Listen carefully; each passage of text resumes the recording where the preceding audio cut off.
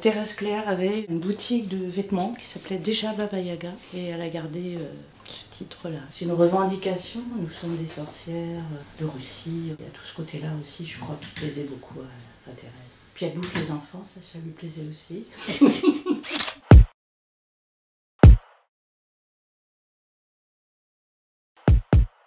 Thérèse Claire, c'était une féministe.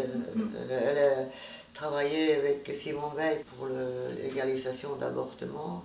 On avait constaté que les femmes seules, qui étaient soit veuves, mariées ou divorcées, ils avaient une retraite inférieure aux hommes. C'est pour ça qu'elle a créé cette maison pour les femmes.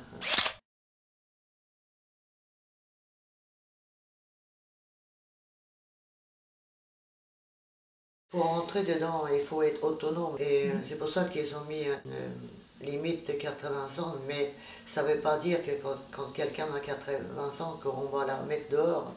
Elle peut rester tant qu'elle n'a pas besoin des soins médicaux toute la journée ou des choses comme ça. Et en plus, cette maison, elle a un avantage parce qu'elle est placée en centre-ville.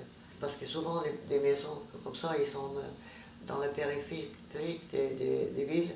On devient sédentaire et on vieillit plus vite. On est un immeuble autogéré, essentiellement réservé aux femmes à partir de 60 ans. Les valeurs, c'est l'autonomie, la citoyenneté, la laïcité, la solidarité, l'autogestion et, j'en oublie toujours, l'écologie.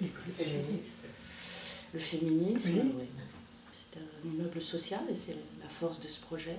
Et ça, on le défend vraiment. Pour un logement similaire, les loyers sont différentiels selon les ressources de la personne.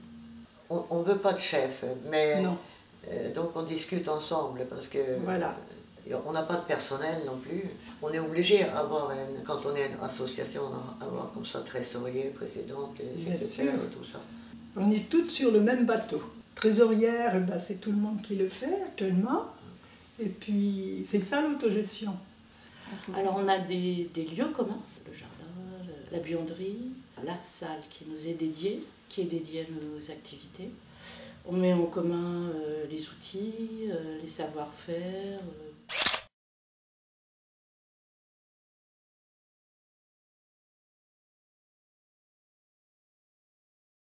On a une idée depuis un certain temps, c'est d'avoir des pôles, ce qui n'est pas évident dans un milieu urbain. C'est un projet qui correspond bien à notre valeur, écologie, citoyenneté, solidarité.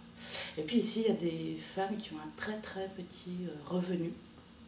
Et c'est pas négligeable de savoir que voilà, on peut se nourrir aussi avec nos propres yeux, de se sentir autonome de ce côté-là.